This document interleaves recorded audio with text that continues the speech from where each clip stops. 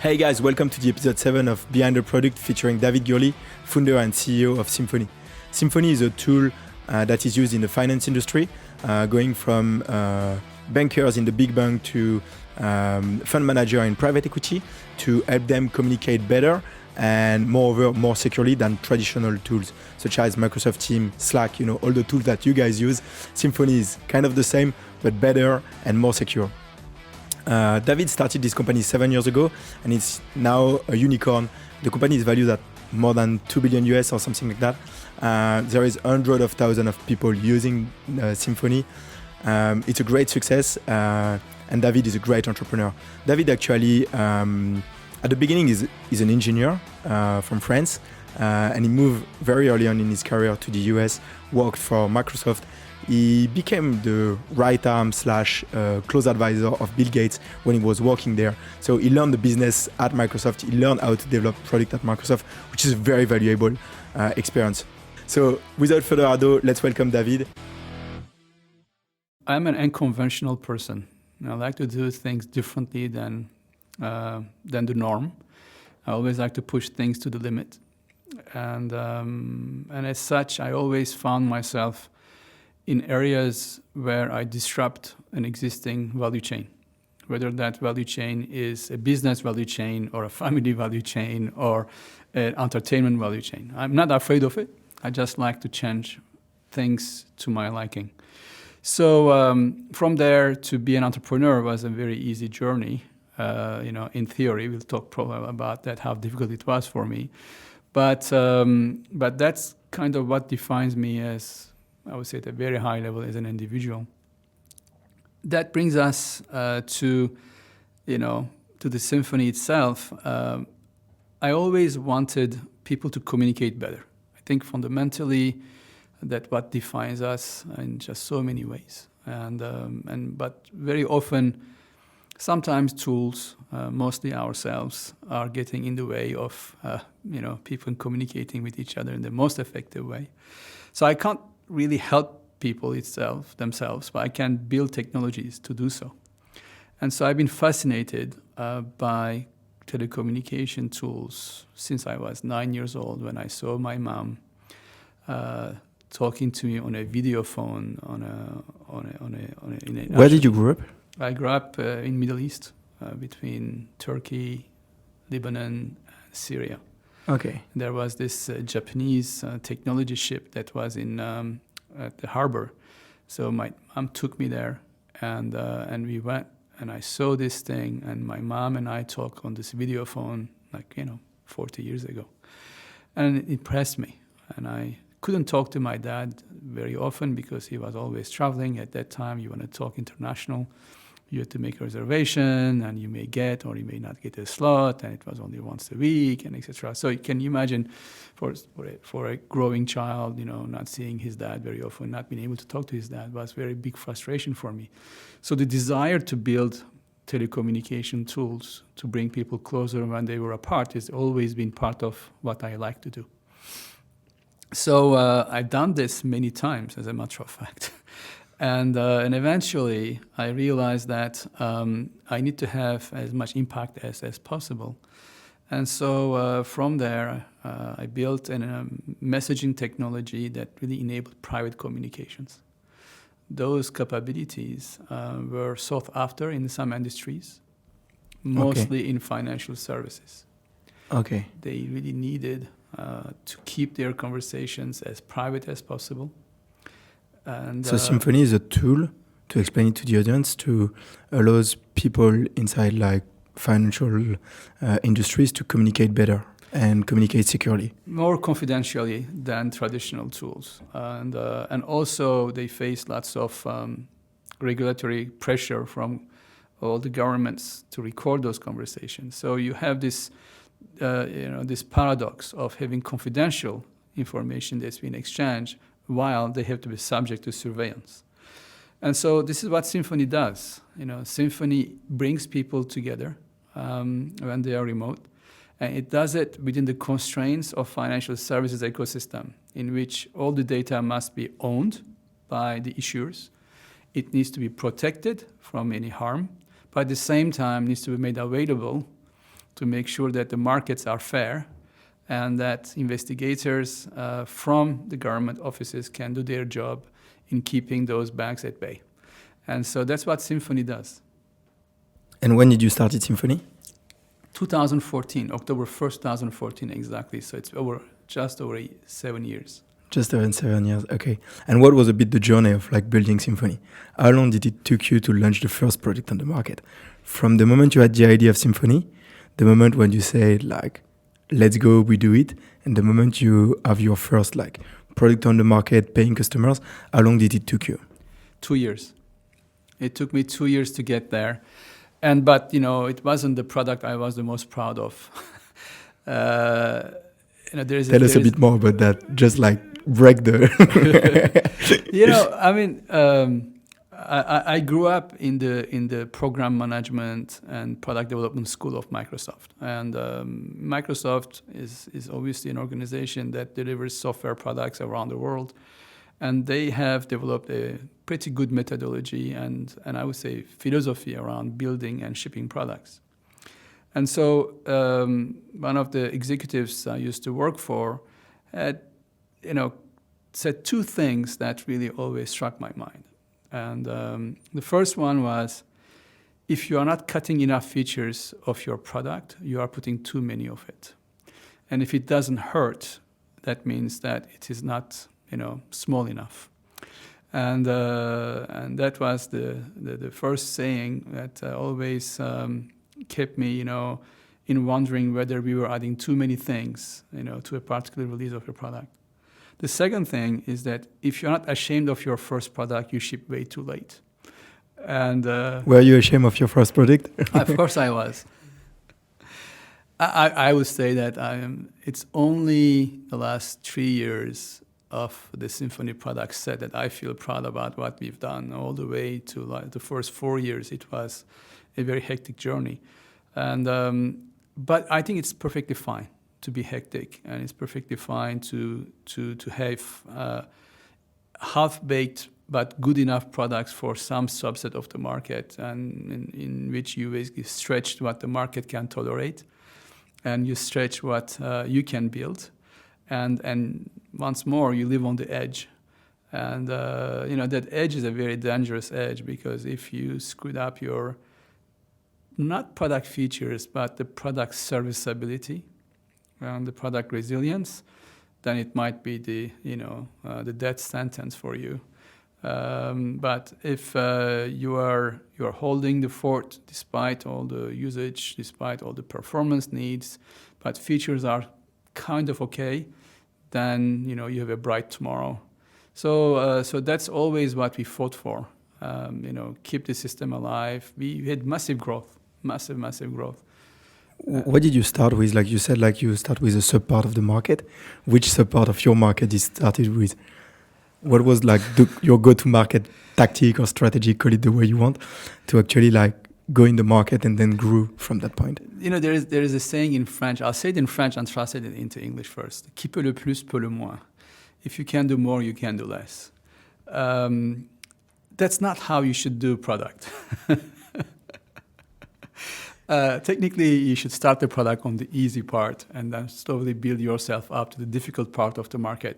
I decided to challenge the status quo and just do the opposite. So we started in capital markets, and we started on the trading desks. And this is where the need was the most acute for our product. But it's also where the threshold for what people wanted was extremely high. It is not a high jump, it's a pole jump that you have to do, to meet what these guys need and use every day. And so I had people personally insult me on the product because something didn't work the way they wanted. And so I've never had this before in my life. I built many products. But our go-to-market has been really driven by this adventure of going in the most difficult corner of the market with the most difficult users giving us feedback. And it was one of those Navy SEAL boot camp type experiences, except it lasted for 4 years.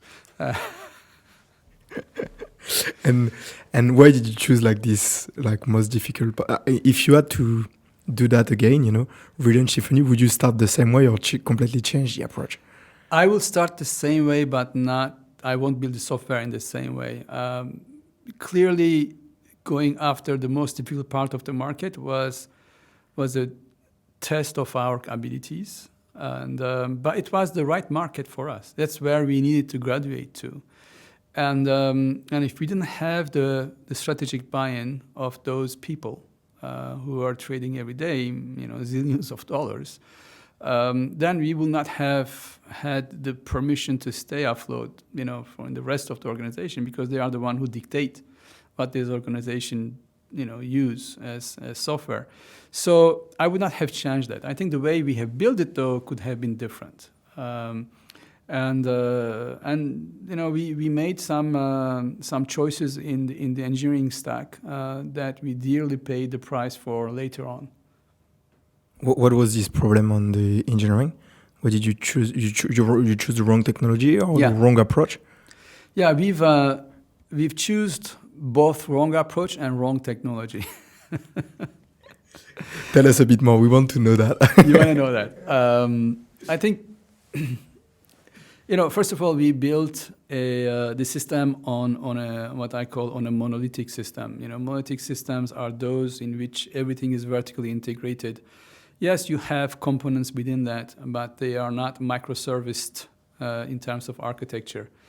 And so the components don't have clear contracts, between them or among them, and the lack of that makes further separation much more harder. And that was the wrong approach, if we think about the approach itself. So the stack grew vertically because we grew so fast, and we were asked to do so many features, release after release, sprint after sprint, that we start accumulating technical debt, bigger than the US. Bigger than the US debt. US debt. And so anyway, that was the one thing wrong. The second thing wrong is that, we picked,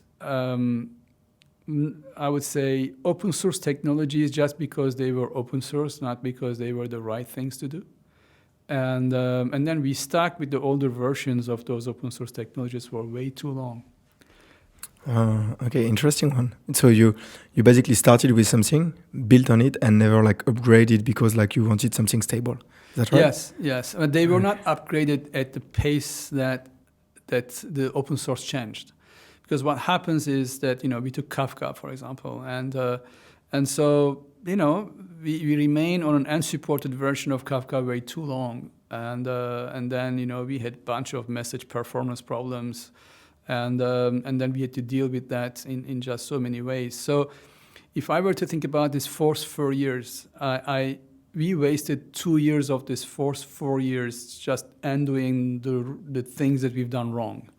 And so that's what I would like to change. I would like to just have the magic wand to go back and make different choices in the stack and in our approach that will have given us 2 years,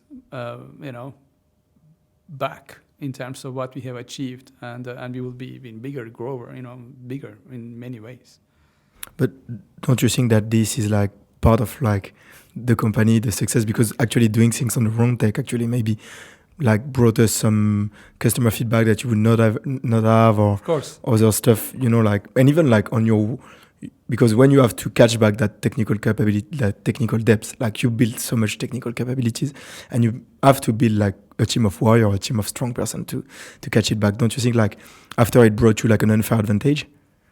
Absolutely, it does. But you learn what you don't know, right? I mean, that's the essence of learning. Now you ask me the question, what I will do differently with the knowledge that I have learned over time, and so. The advantage, I mean, we succeeded despite our own challenges, despite the market challenges. But you always ask yourself, can you pay less of a price to succeed than the price you paid for it? And so the answer is yes, we can, and we could, and we should, but we just didn't know, and it was so past is past. Which I see this very often in startups, right? Startups have arrived to this conclusion that if a product kind of works, it's good enough, and therefore I am going to be able to go to market with it. But what they don't know is that they go into this debt spiral of technical debt, and very early on in their life cycle, and then they end up paying a very expensive price, sometimes of failure, because they just couldn't engineer, they didn't have the agility to adapt, and then the competition who comes from left or right is capable of doing it, and they find themselves behind the power curve, and they end up basically sinking. So it's a very important, I would say, decision for most technical companies to think about those things very early on, because we don't think about those things very early on. We are fighting so hard to get the features out that we don't think about how do we build those features and how we're going to sustain those evolutions of our stack over time. So you would advise people to start with like a good foundation, not that much features, and then start and iterate from that? I would love to say that is the right thing to do, but no. I still think that startups need to fight for it, because that's the speed and agility that is required to be successful. But knowing that they are making mistakes, therefore they have to start planning on how it's going to unbind those and bundle those mistakes from their stack. And the awareness in itself is the most important one, because then it's a priority, right? They can decide when. Yeah, basically knowing that you are doing bullshit, even if like doing things helps you to move forward, but having the clarity of mind of like, okay, in like 6 months time, I will need to redo my whole product from scratch and things like that. Planning a bit that in your mind helps like startup founder to actually not go to this. I totally agree, and I would say that, with the exception of few exceptional teams, most of the V1 product needs to go to garbage. And there should be no shame of doing it. Actually, this is what needs to be done. This is the learning phase for everyone, for the market, for you, for the team. And if it is not going to garbage, then there is something wrong with it. Yeah, because basically if you put like the things to the trash, you start back from zero, and you can reiterate, bring more innovation, bring like more like powerful feature if you start back from scratch than just like trying to fix like something that is already broken, and that needs to go to the trash basically. But so much people have like, feelings about their first product, and like they always want to improve it and change some little things on it, instead of like just putting that to the trash, start back from scratch, knowing from the experience the feature that they've got on the first version or the previous version to basically make something bigger, because every time you rebuild what you've done super faster compared to the rest. Exactly, and putting V1 to trash doesn't mean you put everything to trash. First of all, you got the knowledge that you acquired, and you got the priorities that you learned, and then there should be components that you may be able to reuse. And I think the thing about, we are very, very much driven in this engineering discussion, but the thing about the engineering culture of a startup is that 20-30% of a sprint is always spent rewriting something. That if the product manager doesn't allow the engineering team that type of freedom, then the debt accumulates so big, so fast, then at the time where you are about to grow, suddenly the product cannot grow, and you are stuck in your round B and you can't go beyond, and that is a very painful moment for most companies. Yeah, for sure. And maybe talking about to switch back a bit more about the business, when you launched your first product, did you make your user paid, or it was like a beta testing? Like, how did you manage your go-to-market strategy, and when did you were able to generate some revenues with Symphony, with the first version, with the second version, the third version? If you can tell us a bit about that journey about revenue, and how did you align the business model on the product, if you know what I mean, like. Yeah, we are a B2B software company. So in a B2B software company, the enterprise who is buying your product knows that they're expected to pay a license. So that's, you already have an expectation around that. It's not like you are in a pure consumer market where you could go freemium, you could go subscription, you could go, or you could go ad driven. So, so with that in mind, then the real question about the commercial model is not about the price, is about whether the price you set corresponds to the value you bring. Okay, and so in general, enterprise customers are ready to pay for a price as long as they see the value. And the best way to show the value is to have a free use period of your product. Demonstrate that it's worthwhile for them to spend $20 per month for Symphony. So I always use that as a tactic. And I always gave up to 6 months free usage of Symphony.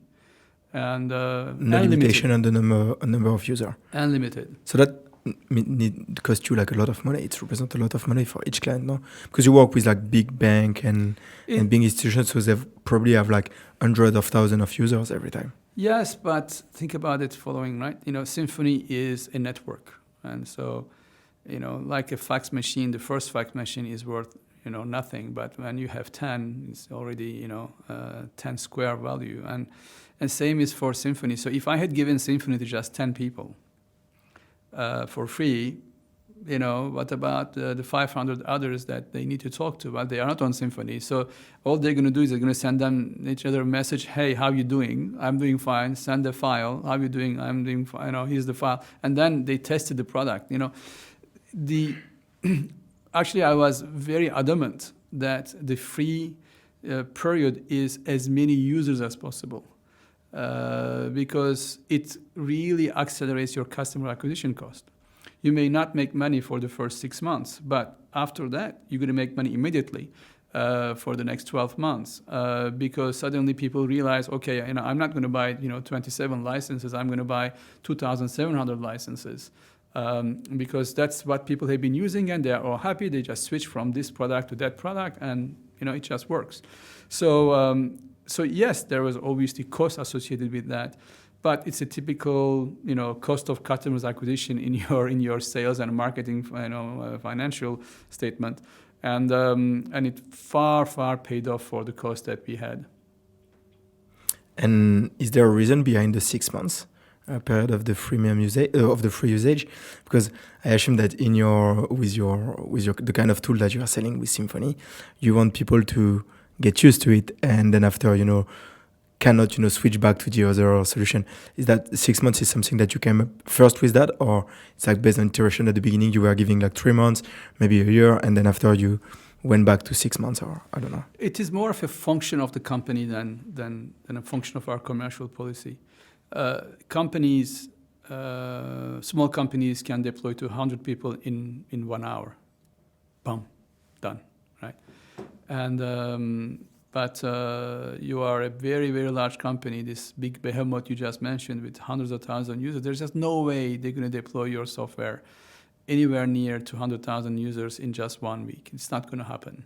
Right? They have many other priorities.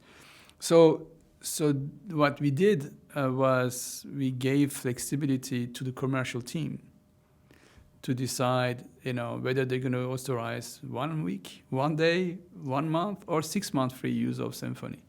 And so that's how we build the market. That's how we build our core franchise. And we've never regretted that decision, ever. Interesting. And when you were doing that free trial, were you doing like user testing with your user to like constantly improve the product for them, or you were just like giving the free and not having, like kind of like a customer success manager with them, to like understand really, because I can assume that if like a company buy like 1,000 of license of Symphony, you want to be sure that it fits their needs, What's a bit like the process of Symphony and you about like getting user feedback and integrating that into the product development roadmap? Well, first of all, I have an allergic reaction to customer success word. I just don't know what the hell that means. you got product managers who own the product.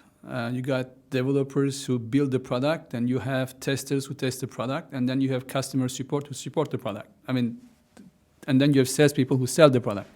So I know what customer success means. I know this is a word everybody using these days. So for me, it was very simple. Product managers own the feature set, and they need to make sure that they work within the design phase, all the way from the inception of the design, all the way to the deployment, closely with customers, and especially closely with customers who are happy to share their feedback, because not every customer has time or desire to do so, but there are few who absolutely love that. And then you got the customer support organization, once the product is out, who's going to collect all the issues and feedback from customers. But most importantly, we wanted to get feedback directly from the product. And because it's very onerous to deploy people to support the product, to get the user feedback. So we built the feedback capability in the product itself. And this way, if somebody said something is wrong, if somebody said, I want this feature, we had it directly from the customer. It went straight into the backlog of the product managers, who would then prioritize, their sprint according to that. So basically, you have like a chat or something like that inside Symphony, where the user can say like, okay, this is not working, and it's in direct contact with the customer support. Yeah. Okay, very interesting. And how big was your customer support team? Like, for example, in the early days, like roughly when you launched, like 2 years, 3 years after starting Symphony? Probably 4 or 5 people. Okay, so very, very early on, very small. I don't know the exact number today because I don't run the company anymore, but it is not in hundreds for sure. Maybe a dozen or 2 dozen. I just don't know the exact number. But that's again, we really wanted to focus as much as possible upstream of product support as opposed to downstream of product support, which basically is another very important priority that the product management team has to make, is to figuring out how to improve the product from the get-go, from the top, as opposed to from the bottom. Bottom meaning that it has already reached the delta of the river, and the time for this water to recycle back all the way to upstream is very, very long. And you wanna factor those things way early in the product cycle, so that you can evolve the product much quicker. It's a very interesting vision about product, because most of people, they use generally bottom to top feedback, which is interesting. That's way too late. Yeah, that's way too late. You are missing. You can do it because most people do it and it is successful, but it just creates way too much separation of time it takes. For example, you release a feature, okay? That feature goes into deployment. The time between you built it, it's tested, and you deploy it, it's already maybe 6 to 9 months, okay? And then people start maybe using it, and they start using it, it's maybe 3 more months. And then you're going to receive feedback roughly 9 to 12 months after the engineering, the product team have built that thing. You have moved on since then, and you want to catch this much earlier on. Yeah, with what you built in 7 years, like in 9 months, the company completely changed. From completely change, and the requirement that you have from the market completely changed also. So exactly. So capturing it, it's one of the essence of I would say product management discipline is how do you very early on how do you build your product to capture that feedback as early as possible? So and how do you build an engineering organization that's capable of acting on it as quickly as possible? And those small things make a big difference. For example, we faced massive competition from Slack and Microsoft Teams, and free software from Microsoft coming with Microsoft 365. Versus $20 per user per month, right? And, people originally said, okay, we are not going to renew our Symphony license, or we're going to shrink it massively because, Teams is coming. And I said, okay, but why don't you ask your users to see which software they prefer to use?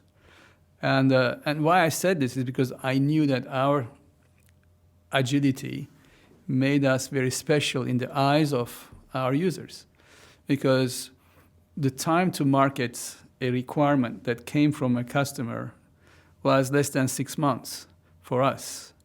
And it's extremely fast in this environment, extremely fast. And for Microsoft, it was not 6 months or 9 months, or it was maybe 2 or 3 years if they ever got to it, right? And so even they had X many times engineering resources than we had. And so so it is really how you defend and how you win, by being close to your customers. So basically you think like, compared to the rest of the competition of the market, your unfair advantage, the unfair advantage of Symphony is to being smaller than the other one and being able to iterate faster and be closer to the customer. I wouldn't say smaller, I would say more agile. Okay. And building that agility is not just the agile development process. It is the whole... Agile development process is the most rigid process in the world, so it's not exactly. agile. so you really need to fine-tune the organization like a Formula One car. I mean, if you follow Formula One or any type of high-performance mechanical sport, it could be also, sailing boats and etc. They collect data so fast, and they know pretty much in real time what needs to be tuned, in the engine mapping, in the fuel flow, and they can make all the tweaks necessary. Sometimes they change strategy in a race, 2 or 3 times, and I love that picture of this high performing teams, and I always wanted the Symphony product machine to be like them. Maybe not at the same pace, obviously, what the Formula One car does, but the team does. But to build that mentality that we are monitoring very closely what's going on, and then we just act on it as quickly as we can. What was a bit like how do you oil that machine internally? What's your process on like building an high performing product team, and product organization? Well, I guess the founder's background is very important. I'm an engineer, and then I come from the product background, so I'm a product guy, and I wanted always Symphony to be a product company, and so it's interesting debate, by the way, because what is a product company versus a customer company? What does it really mean? What it means is that you call your priorities not based on customers, but on product vision. And then you shape the market to match that product vision. That's really what it means. And yes, there is always a market research, there is always customers, and they interact. But you are not just saying, oh, this is the market that, this is exactly what the market wants, I'm going to build exactly to that. You rather take an approach of, this is where I think the market should go. And I'm going to build that product even if the market is not there, and I'm going to educate the market to get there. And so when you start with that philosophy, suddenly people get very empowered. And you bring people who want to be empowered. So it kind of creates a virtuous circle. And so people believe in that. It becomes kind of a religion on its own. And you need to make sure that it's not an ivory tower religion in which you never listen to the market. That's the danger of that type of philosophy. But if you find the right balance, then you are able to really have a self-oiling machine. You don't have to oil the machine, because the machine has learned how to kind of work between these two worlds of customer must-haves versus the product vision, and which is sometimes aligned and sometimes at odds with each other. Yeah, for sure. And what do you think is the future of your market in the next 10 years or something like that? The future of the market for Symphony? I think that's the new CEO, Brad. He needs to respond to that. But for me, I would say that financial markets will remain obviously information centric, right? That's not going to change, and they are always looking for more efficiency because competition is driving the cost down. Technology is driving the cost down. So they are all looking for keeping their margin as high as possible. And so this basically is translated into this thing called digital transformation initiatives, right? Every thing in banks is being digitally transformed. And so what it means is basically everything is subject to automation. I mean, that's really what digital transformation means. That journey means that eventually every information structured will be subject to automation. Everything that's subject to automation will be subject to AI, and everything that's subject to AI will eventually replace the human who does it. And so this is the trend, and it obviously is accelerating because of the progress that everybody is making, and Symphony needs to be one of the enabler of that trend. And as long as it enables that trend, then it will be relevant in the market. Okay, very interesting. Because now Symphony is like, the valuation of Symphony is $2 billion US. Close to $2 billion US. Yeah. So in 7 years, you went from 0 to $2 billion, which is a pretty big achievement. That's cool, huh? That's a cool one. That's a very cool one. And maybe, do you have maybe 3 tips? What are your 3 favorite tips for founder that wants to launch a new product on the market? The 3 favorite tips of the recipe of David. Wow. I think the first thing I would say is that there is no recipe. And, there's no secret sauce. It just doesn't exist. The second thing I would like to say is that as a founder, you need to be resourceful. So what does it mean? It means that there are moments, situations that you have answers for, and those you don't. And you, as the individual at the helm of that company, need to go and find, hopefully, the right answers. So that's what resourceful being means. Those answers could be funding, people, problem solving, and never be afraid to use the resources to achieve it. Because it's not about what you do, it's about what the company does. And that's a very important, I would say, constant that I have seen over time. The third thing, I wish there was only 3 things. You can give more if you want. If you want to go to 5, you can go to 5. No, we'll stick to 3. Let me see which one I'm going to pick. I think surrounding yourself with the right people is by far one of the biggest leverage you can have. And then getting rid of the wrong people as soon as possible is a corollary to that one. And what do you mean by right people? The right people are the ones who take. It's more of a feel than actually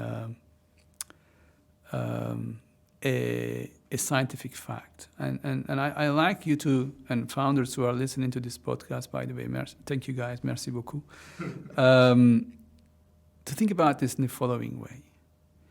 You are with someone, okay, and suddenly you feel greater together than when you're alone.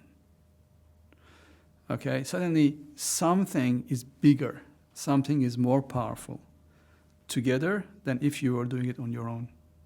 That is the right person. It could be a design matter. It could be, you are throwing an idea on the paper for a design and the person responds something better than what you just said. And suddenly between the two of you, you made something far bigger than each of you separate. And that's what I mean by who is the right person. The wrong person, in contrast, is the person that introduces in the organization, the friction, the negativity. It won't be done. It's not possible. Nobody has done it before. This guy sucks. etc. That kind of people, you want to get rid of them as politely, as humanly, but as soon as possible, because they will bring your company down. Yeah, for sure. Because and the other day, like we met like during an event that I attend, and you said something that I really loved is like about the co-founders and the people early on in the company, that you should not only trust the enthusiasm of the people, but their capabilities, which I think that's what my question was about the right people. Yeah. It's like, do you think it's better to have someone that believe in your project or someone that has the capabilities to join your project? You know what I mean? Ideally both, but if I have to choose between the two, I'll take the capability. And the reason I say this is because you need believers. And don't misquote me on this one. But at one point, you need to turn belief into something real, something tangible. And for that, you need somebody who's got the capacity. You need a team who's got the capacity to do it the way you envisioned or the way you dreamed about it. And every time that happens, you are making massive leap forward with your idea. If every time it doesn't happen, you are basically creating a big opportunity cost for your idea, and you might end up basically burning cash for nothing. Yeah, for sure. And I've got one funny question for the end. Can you give us 2 truths and 1 lie about your journey at Symphony, but do not tell us what's the truth and what's the lie? Well, I used to play that game when I was younger. 2 truths and 1 lie. Oh my God. Let's see. Take your time to think about it, no worries. Yeah, you should have prepared me for this. I think that's really unfair. But okay, I'll play the game along. Symphony is the organization that has the capacity to massively transform the ecosystem of financial services. That's the first. Symphony's challenge is marshalling all of its resources, investors, team, the market, to streamline the workflows of capital markets. There's the second one. And what would be the last one?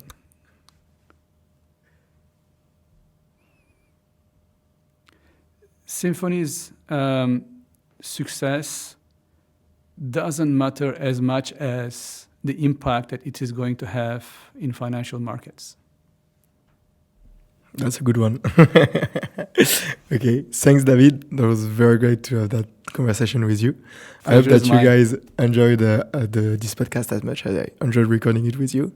If you have something to add, that's the moment. If you're looking for recruiting some people or whatever, just go ahead, David. It's your time. Well, I am launching, 2 new companies, and now that I took a step down from running the company Symphony, I founded 7 years ago, and if you are hungry for disrupting the market and like the idea of distributed computing, you know where to find me.